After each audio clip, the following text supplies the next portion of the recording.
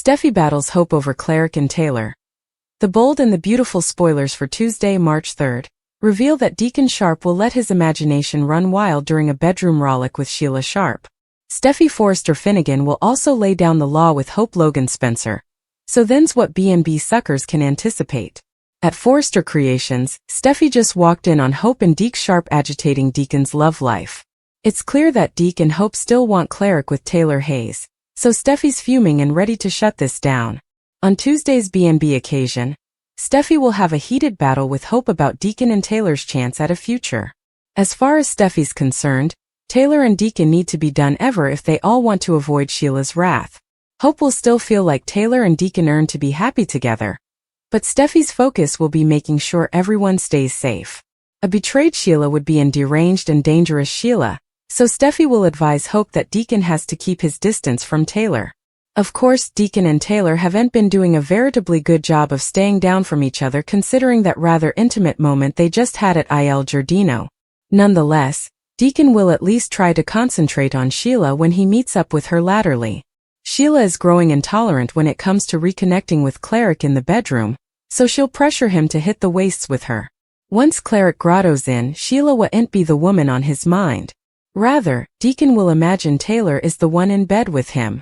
Naturally, that'll make this hassle unexpectedly violent, so Sheila will be over the moon and assume Cleric is more into her than ever. Sheila will feel like their marriage must be on truly solid ground again, but that's not the case at all.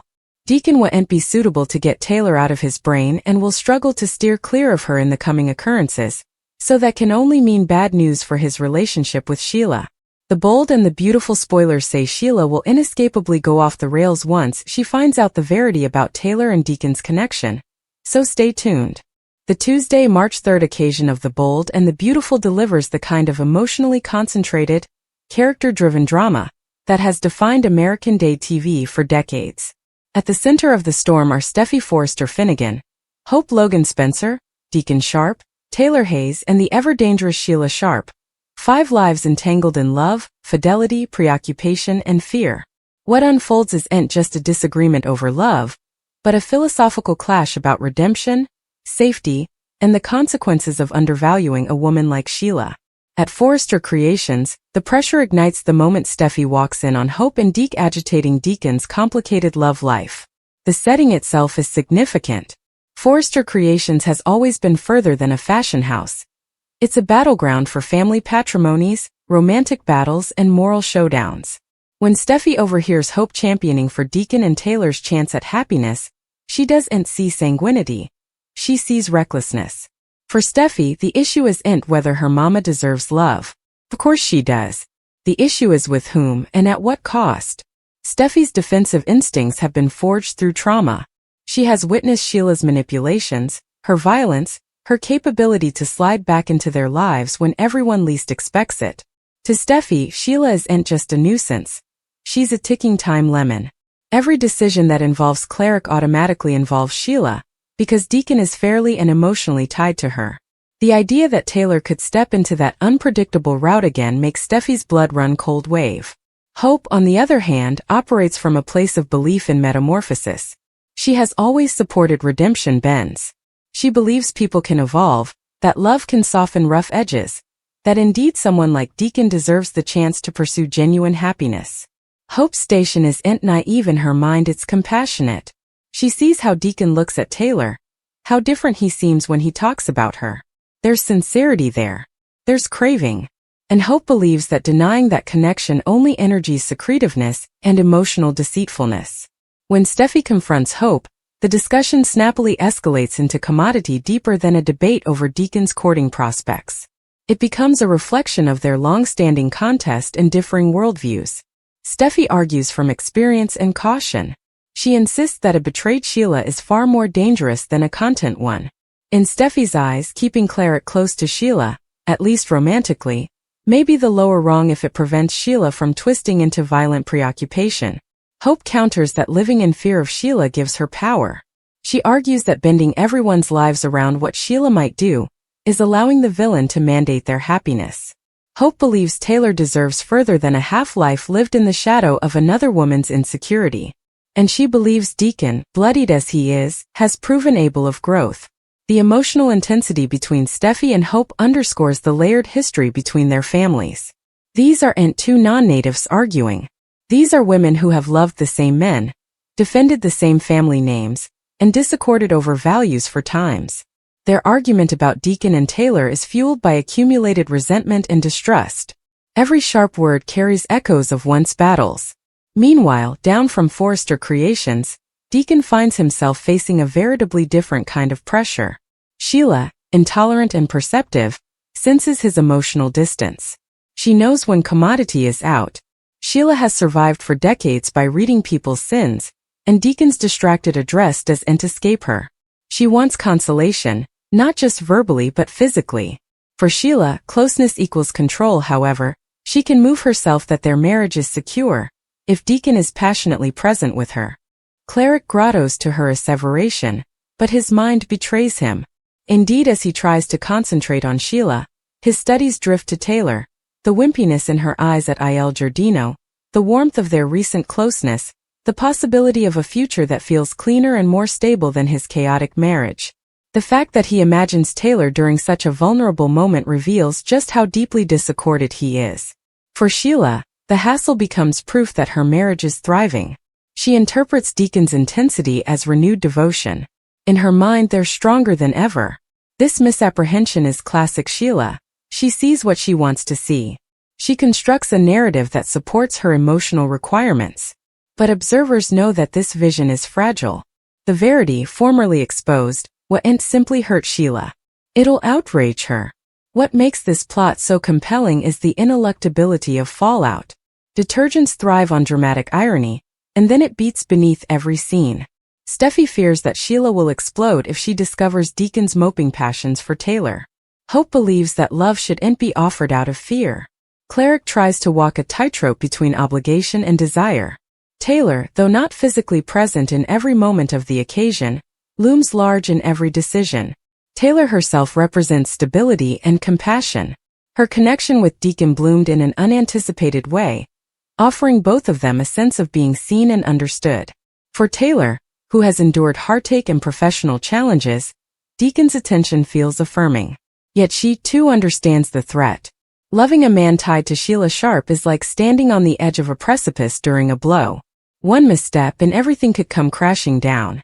Steffy's warning to Hope, that everyone's safety is at stake, carries emotional weight. Steffy has lived through Sheila's wrath. She has felt its direct impact.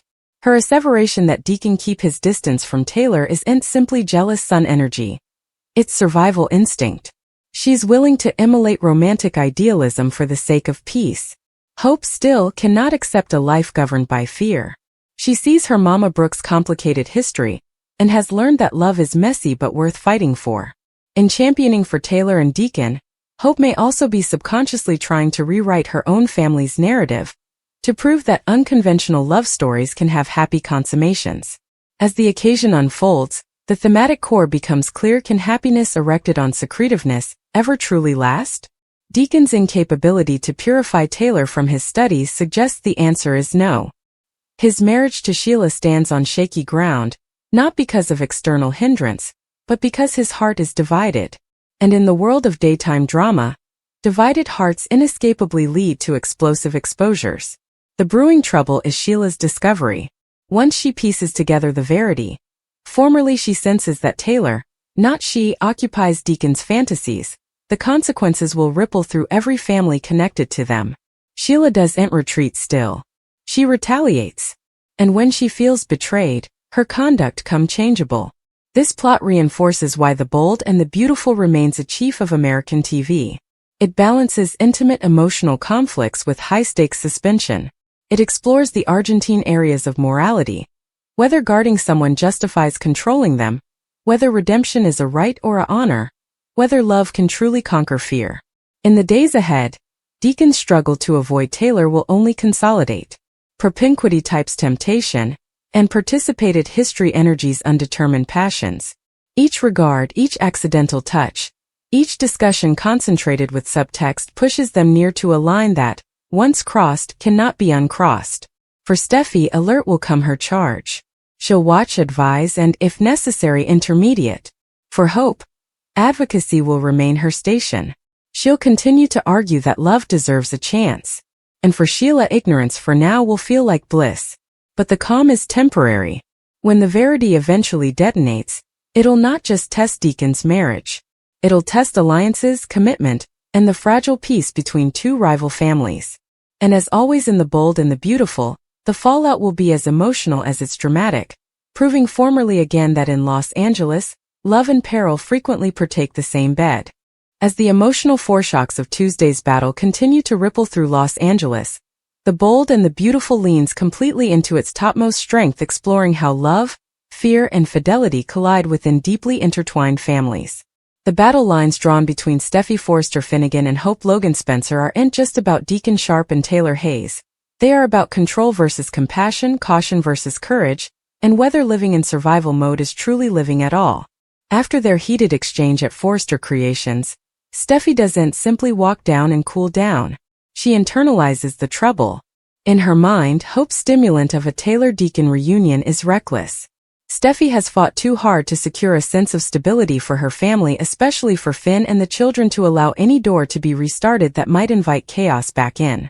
Sheila's shadow has stretched long over Steffy's life, and indeed when Sheila appears calm, Steffy knows it can be envisioned. Steffy's defensive nature intensifies when she speaks intimately with Taylor. There's a quiet vulnerability in those scenes. Steffy doesn't dingy orders at her mama. She pleads with her. She reminds Taylor of the pain Sheila has caused, of the trauma that lingers. She frames her expostulations not as judgment of Taylor's passions, but as concern for her safety. Steffy fears that Taylor, with her compassionate heart, underestimates just how vengeful Sheila can come if she senses a romantic treason. Taylor listens. She always listens. As a psychiatrist, she understands the cerebral mechanisms at play: protuberance, denial, preoccupation. She knows Sheila's patterns. Yet Taylor also knows her own loneliness. For times, she has oscillated between strength and heartache. Cleric represents commodity unanticipated, a man who sees her not as a godly croaker or a woeful romantic figure, but as a woman with humor, excrescencies, and depth. Their connection surprised her precisely because it felt uncomplicated at first. But nothing stays uncomplicated for long in this world. Meanwhile, Hope refuses to back down from her perspective. In a sincere discussion with Brooke, she explains why she believes Deacon and Taylor earn a real chance. Hope speaks about redemption not as a naive fantasy, but as a necessity. However, also growth becomes pointless if people are ever defined by their worst miscalculations. She acknowledges Sheila's volatility, but argues that rearranging everyone's happiness around one person's insecurity gives that insecurity power. Brooke, with her decades of romantic turbulence, offers a layered response. She understands both sides. She has loved men she shouldn't have, fought battles that divided families, and witnessed firsthand how passion can enkindle disaster. Brooke advises Hope to be careful, not because she's wrong, but because occasionally being right doesn't cover you from consequences. Across city, Deacon's internal war grows louder. After his intimate hassle with Sheila, one fueled by imagination rather than authentic connection, he is left alone with his guilt. The reality of what he did weighs on him.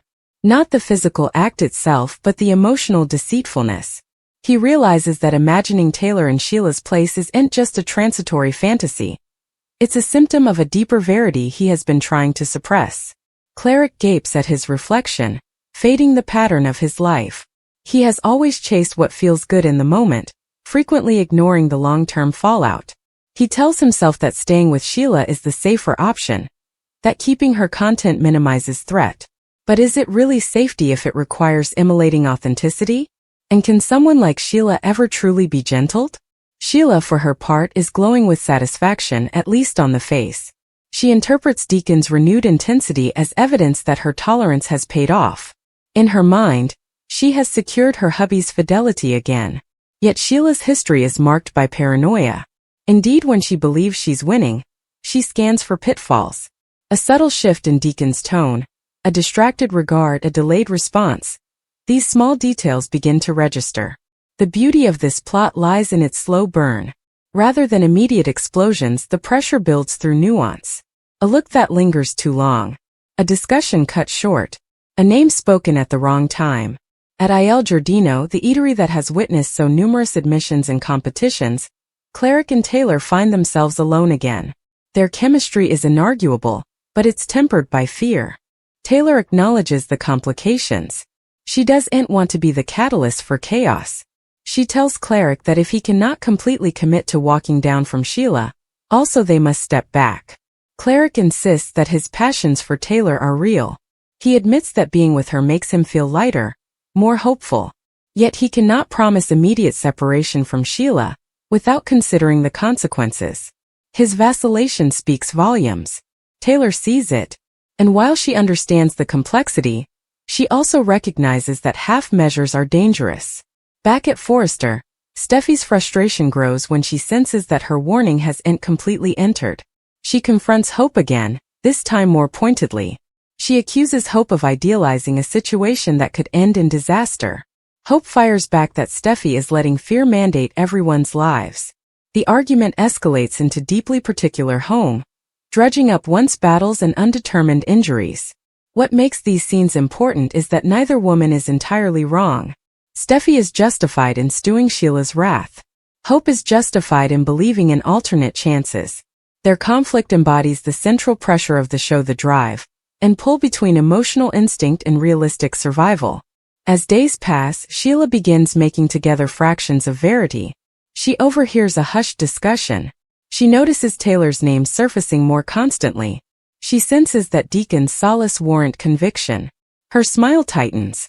Her questions come sharper. In classic fashion, Sheila doesn't incontinently defy. She investigates. She tests. She sets subtle traps, gauging Deacon's responses. The further she examinations, the further she confirms her dubitation. That Taylor isn't simply a passing study. When the verity eventually edges near to exposure, the emotional stakes shoot. Steffy's warnings echo ominously. Hope's sanguinity feels decreasingly fragile. Taylor braces for impact. And Cleric stands at a crossroads he can no longer avoid. The ineluctable disclosure, when Sheila discovers that Deacon's heart has drifted, will not just shatter her vision of connubial stability. It'll enkindle her fury. And Sheila's fury is no way contained. The fallout promises to ripple outward, affecting not just the central players but everyone connected to them. Alliances will be tested. Old grievances may resurface. Defensive instincts will consolidate. Through it all, the bold and the beautiful continues to examine dateless questions: can love truly flourish under trouble? Is redemption possible without complete honesty? And how far should one go to help implicit disaster? In the weeks ahead, observers can anticipate raising competitions, tearful admissions, and maybe indeed shocking retribution. Deacon's incapability to abolish Taylor from his heart ensures that secretiveness cannot last. And formerly secrets unravel in Los Angeles, they infrequently do so still. Steffy will stand establishment in her belief that securing her family comes first. Hope will continue championing for emotional freedom and growth. Taylor will scuffle with her heart and her craving. Cleric will be forced to choose not just between two women, but between fear and verity. And Sheila, formerly completely apprehensive, will remind everyone why undervaluing her has always been a grave mistake. In the end, this plot exemplifies why the bold and the beautiful remains a foundation of American day drama. It blends love with suspension, cerebral pressure with domestic fidelity, and places its characters in insolvable situations where every choice carries weight. The calm before the storm is nearly over. And when the storm eventually breaks, it'll review connections, reshape commitment, and formally again prove that in this world, passion and pitfall are ever intertwined.